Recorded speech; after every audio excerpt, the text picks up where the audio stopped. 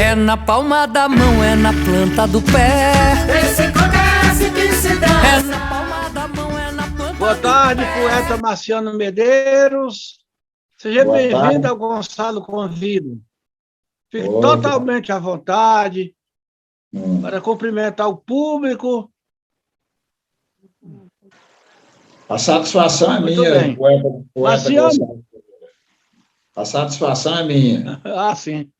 Muito obrigado, rapaz. Gonçalo Convida, fico honrado em ter você no nosso quadro de convidados para Gonçalo Convida. E daqui para frente vamos passar pelo menos 15 minutos cavalgando as ondas eletromagnéticas do Zoom para falar sobre a nossa cultura. Você pode ficar à vontade para remontar. Você é capaz de remontar ao seu primeiro cordel? Em 2007, eu, revivendo as minhas memórias e lembranças de um período quando eu saía de Parnamirim e retornava para a cidade de Serra de São Bento, e eu me lembrava do meu avô materno, que sabia praticamente todas as estrofes do Pavão Misterioso memorizadas. E me lembrava também que meu pai era um exímio cantador de folhetos de cordel. Eu me lembro dele numa rede cantando Lampião, Rei do Cangaço, do Antônio Teodoro. Eu, com 7 anos de idade, poeta Gonçalo. E, naquele tempo, em Serra de São Bento, uma pequena cidade do interior do Rio Grande do Norte, eu não tinha acesso a qualquer tecnologia. Então, a leitura de um cordel era um filme de palavras. Então, quando meu pai foi cantando as estrofes de Lampião, Rei do Cangaço, eu comecei a torcer para Lampião não morrer, como se minha torcida pudesse interferir no desfecho de um cordel que já estava pronto. E quando meu pai cantou as estrofes da morte de Lampião, eu fui para a biqueira da casa e passei 3 dias chorando. Eu senti como se fosse a morte de um parente. Foi o primeiro impacto que o cordel causou na minha vida emotiva. Foi a torcida que eu fiz pelo anti-herói ou herói, para muitos, uma mistura de herói e de bandido, como a gente vê falar no Cariri Cangaço da vida, nos cordéis. Depois eu tive acesso também ao seu trabalho sobre Lampião, muito bem feito, muito bem escrito, e foi através dessa lembrança que, em 2007, eu comecei a escrever o meu primeiro trabalho, que eu chamo de Cordel por Atrevimento, porque não tinha métrica correta, não tinha rima, não tinha sentido. A poesia era uma miragem distante, mas, mesmo assim, eu tive a coragem de errar e escrevi um folheto de 24 páginas contando a história de um cara negro de Serra de São Bento que matou um coronel em 1910 e conseguiu escapar das malhas do sistema burguês e capitalista da nossa sociedade. Depois eu melhorei esse trabalho, mas o primeiro trabalho que eu publiquei foi A Briga de Cândido Luiz com o valente Minotagino. Esse episódio, que sobreviveu pela oralidade dos mais idosos de Serra de São Bento, eu consegui, mesmo que de forma tosca e rudimentar, retratar nesse trabalho que eu chamo de meu primeiro folheto de literatura de cordel. Tá certo. Ô, Medeiros, você gosta de ser chamado de Medeiros, Marciano Medeiros. Cumprimente aqui a madrinha Mena, a nossa querida madrinha dos poetas do Brasil, madrinha Mena. Esteja com ela aqui, ela está aqui lhe vendo na tela, eu não vejo. Aliás, você deve ter ficado sabendo que eu já não vejo, já não enxergo mais. Mas ela enxerga você e você enxerga Tudo bem ela. com você? Enxerga Primeira ela vez que estou enxergando. Não, vou deixar, ele está me ouvindo aí. Estou ouvindo, é porque eu também tenho pouco manejo no Zoom. Se eu for bater na tela aqui, eu vou sair do ar. Então... Tá certo. Então não faça isso, não. Não Fique no ar mesmo. É como a gente quer que você esteja no ar. Isso mesmo. Agora, me diga mais uma coisa, conte a sua vida profissional, quer dizer, entre aspas. Antes eu quero lhe responder que o Lampião era bandido, sim, desde que ele era formador de bando. Se ele era formador de bando, ele era bandido. Agora, Exato. intrinsecamente, ele podia também ser herói, mas, digamos assim, profissionalmente era bandido porque era formador de bando. Formador de bando é bandido. Uma espécie de anti-herói, né, poeta? Um tipo de anti-herói. Exatamente. É. Exatamente. Agora, você faz o seguinte, conte, rapaz, a sua trajetória toda, fique totalmente à vontade para contar a sua história. Sei que você é um grande biógrafo, registra a vida de personalidades importantes ou não importantes, o que você faz nas suas biografias, por que você começou com esse gosto de escrever biografias, igualmente ao próprio Gonçalo. Gonçalo escreve muitos ensaios biográficos, não é biografia, ensaio biográfico. Quando eu falo de Tales, Anaximandro, Pitágoras, Platão, Sócrates e tal, são simples apontamentos biográficos, não são biografias com a consistência das suas. Por que você se interessou pelas biografias, rapaz? Como foi isso? Pronto, eu comecei a ler os trabalhos de Manuel Monteiro, tive acesso ao seu trabalho sobre Lampião também, muito bem escrito. Uma vez eu estava na casa do Cordel e a Baeté do Cordel me disse, olha, os cordéis de Gonçalo Ferreira têm a essência de poeta. Aí eu peguei o seu cordel sobre o Lampião, gostei muito, eu tenho até um exemplar guardado aqui em casa, e eu comecei a ler os clássicos. Depois de 2007, os meus irmãos iam para Guarabira, na Paraíba, e traziam folhetos e mais folhetos de Manuel Monteiro e muitos clássicos. E eu tive um reencontro também com a obra do genial José Camelo de Melo Rezende.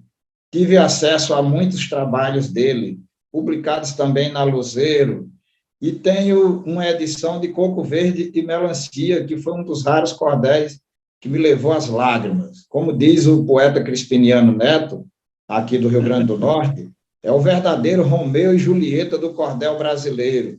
Quando chegou naquela parte da volta do moço que veio lá do norte, que veio dizer a melancia, Coco Verde, está na terra, eu me comovi como quem estivesse assistindo uma ópera num teatro.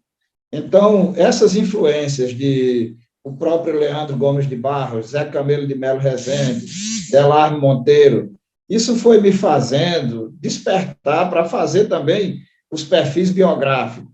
E tem um rapaz aqui em Natal, que ele me vendo fazer muitos perfis biográficos, Gutenberg Costa, o nome dele, ele começou a me chamar de poeta das biografias. Mas é como você acabou de dizer, não são biografias, são perfis, anotações que a gente faz a respeito de uma pessoa, porque mesmo com 32 estrofes, o espaço é pequeno. Agora, como eu tenho muita influência também de cantador, certa feita eu vi os irmãos Pereira, da Paraíba, cantando sobre João Paulo II. Em 13 sextilhas, eles disseram essencialmente quem foi João Paulo II. Então, eu pensei, se uma pessoa disse em 13 sextilhas quem foi João Paulo II, por que em 32 eu não posso falar sobre qualquer vivente? E aí eu fiz uma biografia de Ivanildo Villanova, um perfil com 80 estrofes, depois fui melhorando, já está na 3ª edição, fiz de algumas personalidades da cultura do Rio Grande do Norte, Clara Camarão, Luiz da Câmara Cascudo. Eu tenho um trabalho de 36 páginas, retratando a trajetória de Luiz da Câmara Cascudo, e publiquei também um texto sobre o Lampião na editora Luzeiro. Agora, o meu grande achado foi um trabalho que eu publiquei intitulado Família, Sonhos e Lutas, de Valdetário Carneiro, que eu acredito que no decorrer da entrevista vou ter mais alguma possibilidade de falar sobre esse trabalho. Mas eu não estou preso só a esses perfis biográficos, eu também tenho outros trabalhos, outros folhetos que eu pretendo reeditar. Inclusive, um agora que eu me classifiquei num concurso que houve na Paraíba, sobre a vida de Sivuca. Esses são 32 estrofes, mas eu fiz uma homenagem a Sivuca, e entre uns 30 concorrentes, eu obtive a melhor nota num concurso de cordel que houve no estado da Paraíba, e isso me deixou muito feliz. Então, além desses perfis biográficos, eu também tenho outros poemas reflexivos e descritivos que pretendo lançar brevemente. Realmente, você tem uma obra monumental, porque o acervo biográfico, biobiográfico do Brasil é muito forte, e você está num veio muito promissor.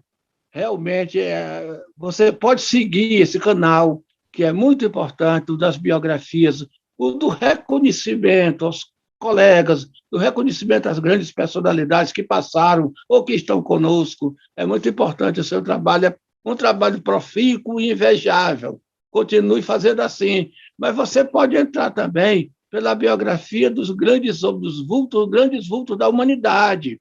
Pode, se você tiver dificuldade em se embrenhar pelo mundo da ciência, os grandes cientistas e tal, mas você entra pelo mundo mais administrativo, as figuras que guiaram os nossos passos no caminho político, administrativo, etc. Quer dizer, você está num caminho muito bom e pode continuar nele. Fique totalmente à vontade para continuar esse caminho, que ele é muito bom. Ouviu?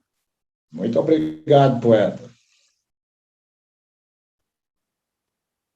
E agora conte mais da sua vida, do resto das suas escritas, fora da área biográfica. Pronto, eu também, eu peguei, digamos assim, eu desenvolvi a pegada do romance conhecendo as obras de José Camelo, que eu considero um verdadeiro mestre póstumo.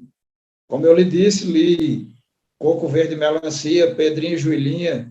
Eu perdi a conta das vezes que eu li essa história, Pedrinho e Julinha, uma história simples de um casal de crianças que se apaixonam e que, no final, tudo dá certo depois de numerosas dificuldades.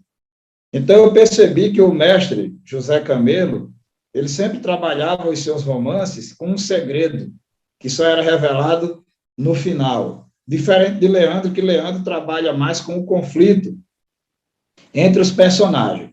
Então, sem querer imitar, mas tentando seguir minimamente essa trilha de Zé Camelo, eu escrevi 2 romances com segredo, que é Lindo Amor, que floresceu nas páginas do Facebook, e Capitão Rodolfo Bento, Entre a Honra e a Vingança. Eu divulguei esses trabalhos nessa época, ainda antes de 2014, eu era muito preso à métrica oral, e depois eu acordei. E hoje eu estou defendendo a teoria das oralidades mínimas no cordel, porque o cordel tem uma origem oral que passou para a escrita. Então, a gente não pode abolir de tudo. Você pega no Manuel da Almeida Filho, em Gabriela, tem dezenas e dezenas de oralidades. Então, eu passei a defender a tese das oralidades mínimas nas escolas e nos eventos que me chamam para fazer algumas falas. Porque se você fizer um trabalho também com excessivas oralidades, muita gente estranha, vai dizer que os versos estão frouxos, e já se espera de um cordelista profissional. Tem muita gente que se espanta com uma métrica boa, o sentido e a poesia. Tem muita gente que acha que isso é uma exigência sobrenatural, e não é. Já é esperado de um poeta profissional do cordel que ele apresente uma métrica boa. Então, eu tenho esses 2 romances que eu pretendo reeditar, O Lindo Amor que Floresceu nas páginas do Facebook, o Capitão Rodolfo Bento, Entre a Honra e a Vingança, e também tenho um romance de princesa, que eu pretendo publicar com 262 estrofes. Eu pretendo divulgar num romance de 48 páginas. Muitos amigos meus me criticam, você fez uma obra muito grande, muito extensa. Eu vou ver se consigo publicar em 48 páginas, que conforme os romances da geração de ouro, praticamente era o limite de páginas que se usava nos romances de literatura de cordel, existindo exceções. Mas eu pretendo, daqui para 2025, lançar essa minha história de princesa ambientada em Portugal na Idade Média, que já está semi-pronta, precisando apenas de uma revisão. Já tem 2 anos que eu venho lixando e pintando o trabalho, vou botar para secar, e daqui para 2025 eu espero apresentar uma coisa diferente na literatura de cordel atual, quando a gente, com todo respeito, vê muito poeta de rede social cumprindo o seu papel, mas, de certo modo, até o folheto de 32 estrofes está sendo abandonado por muitos. A gente respeita, mas querem fazer 12, quiçá 16 estrofes, com sede de divulgar nas redes sociais, que atende um público, mas é necessário que a gente mantenha as tradições do nosso cordel. E eu tenho dito, sem ser conservador, que eu me considero um cordelista de raiz, no sentido de preservar as estruturas fixas. Agora, é claro que para a criatividade dos poetas e dos cordelistas, isso daí não tem limite. A criatividade e o sentimento poético de cada um deve ser colocada dentro de um formato fixo, que a gente apregou, que estuda e que aprende todos os dias. Eu estou relendo a obra do poeta Manuel de Almeida Filho e agora estou muito feliz, porque eu cheguei a um ponto de uma maturidade mínima, então eu consigo perceber todos os pontos fortes da narrativa e da poética dele, que muito me agradam. Essa semana, eu estava lendo o romance que ele escreveu sobre Gabriela, tem um trecho que me levou às lágrimas, quando ele descreve Gabriela, uma moça maltrapilha, pedindo um emprego. Eu fui às lágrimas, eu conversei com o Marco Aurélio e disse, Marco, agora, depois dos meus 47 anos, é que eu estou percebendo a grandeza poética de Manuel de Almeida Filho, e que ele estava, no mínimo, 50 anos à frente dele. Então, eu procuro seguir esse pessoal, e sem qualquer tipo de conservadorismo, eu quero contribuir, de alguma forma, para ressuscitar e manter vivo o cordel de raiz.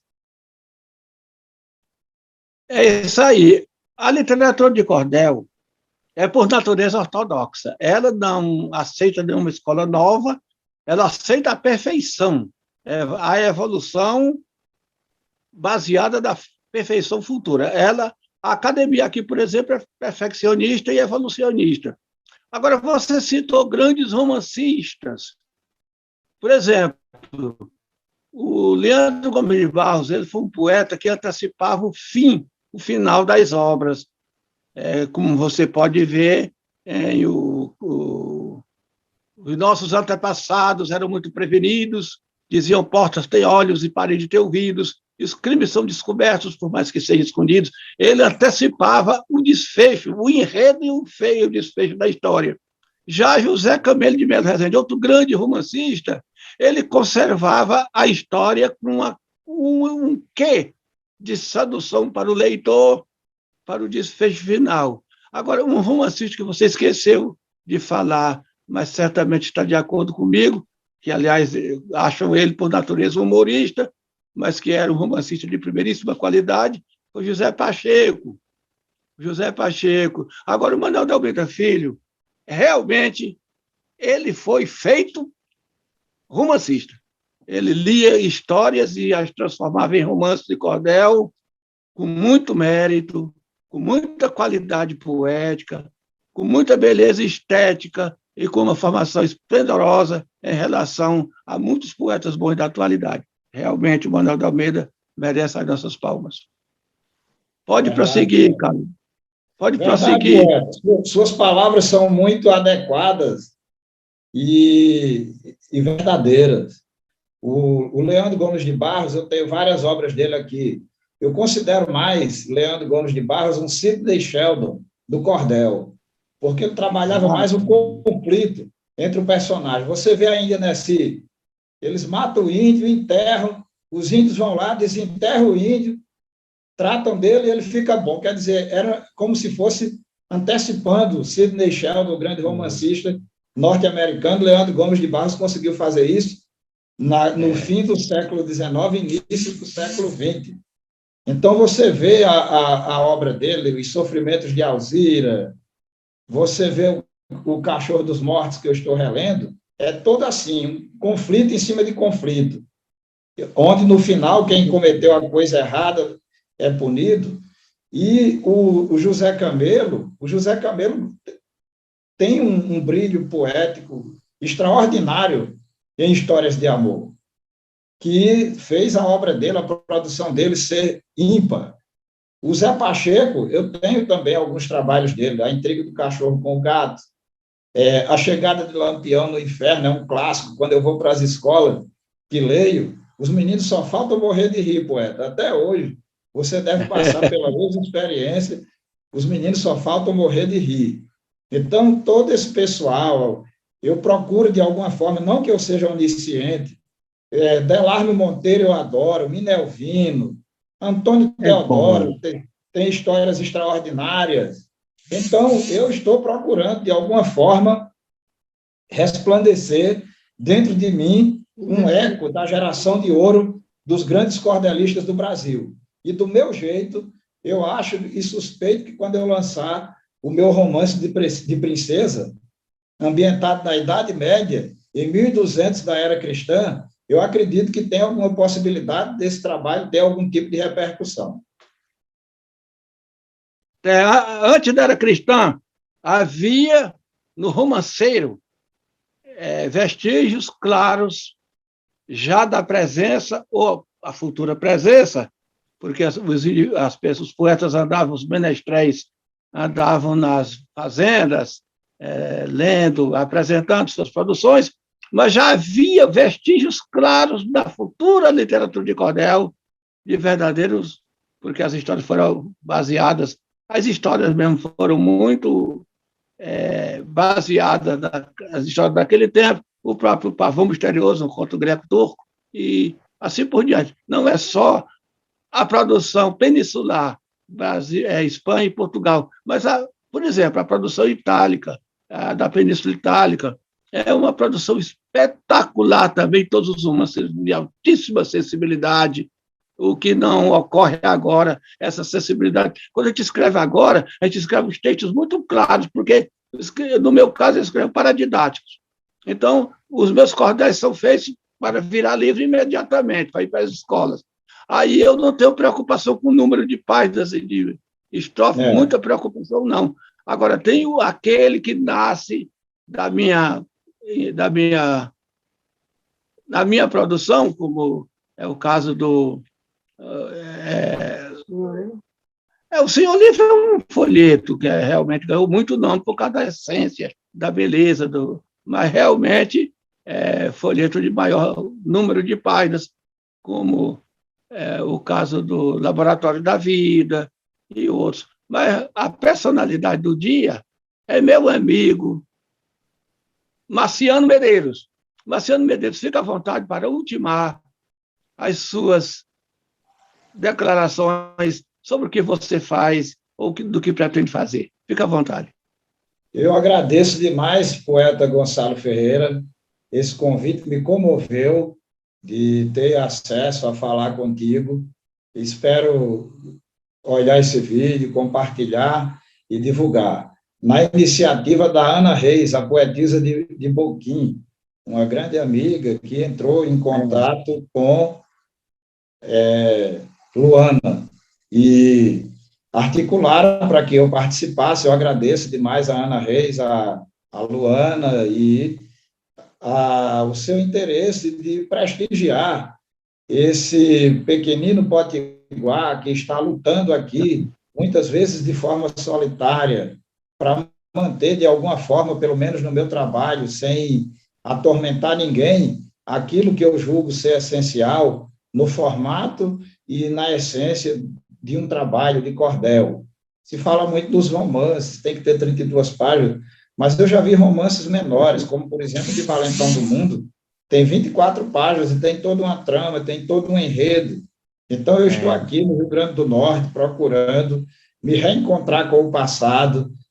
Vários trabalhos desses grandes poetas aqui, eu tenho uma caixa com mais de 100 trabalhos seus, trabalhos de Marco Aurélio, trabalhos de Varnesi Nascimento, trabalhos de Arievaldo Viana, de Moreira de Acopiara, e tanta gente boa também, contemporânea, que eu admiro e que gosto muito do trabalho dessas pessoas, Rochinaldo Rinaré, Ronaldo Andrade, grandes amigos que o cordel me possibilitou, a Baeté do Cordel, aqui em Natal, que é uma figura, Isaías Cordel, um grande amigo, que inclusive ele me disse que já ficou aí e já teve o prazer da sua companhia, um pesquisador prolífico do nosso cordel. Então, esse momento de ter essa oportunidade de conversar contigo e trocar impressões me traz muita alegria e satisfação redobrada para que eu possa continuar a minha jornada, muitas vezes solitária, de materializar em versos e em palavras as minhas estrofes, cumprindo aquilo que o poeta Olavo Bilac sempre dizia, procurando ser um carpinteiro do pensamento. Ah, que beleza. Então, neste caso, você talvez, sem pensar antecipadamente, acabou homenageando os nossos colegas desse Brasil afora, falando do nome dele, com Vanessa, rememorando a gente com Marco Aurélio. É um rapaz de muito talento, Marco Aurélio. E nós estamos aqui, agora, neste momento, para pedir que você use o microfone do programa Gonçalo Convida para suas despedidas e considerações finais. Fica à vontade. Muito obrigado, mais uma vez, pela atenção, e vamos manter acesa essa chama do cordel. Vamos manter a essência de Leandro Gomes de Barros, de Francisco das Chagas Batista, João Martins de Ataíde, Delarme Monteiro, e do mestre inimitável, um verdadeiro guardião do tempo, chamado José Camelo de Melo Rezende, que é um homem que eu considero, no nosso mundo material, um homem estrela, porque mesmo desaparecendo do firmamento físico da humanidade, ele continua a brilhar através de sua obra monumental. Agradeço demais a oportunidade e que possamos manter essa fragrância, esse perfume e essa essência poética viva através do nosso trabalho, para que o cordel nordestino consiga continuar insistindo e persistindo, vencendo sempre as investidas do modismo temporário. Muito obrigado, um grande abraço e estamos juntos nessa luta pela preservação da cultura nordestina e brasileira.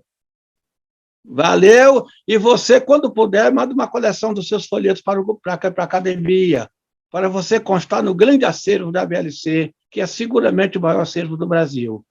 Então, será meu amigo... Será uma honra. Muito agradecido. Tá legal. Então, fique com Deus. Continue o seu trabalho, a sua faina, o seu trabalho prodigioso que você realiza com tanto carinho. A gente sente nas suas palavras o carinho com que você lida com a literatura de cordel. Essa literatura tão antiga quanto a escrita. Muito obrigado. Até a próxima.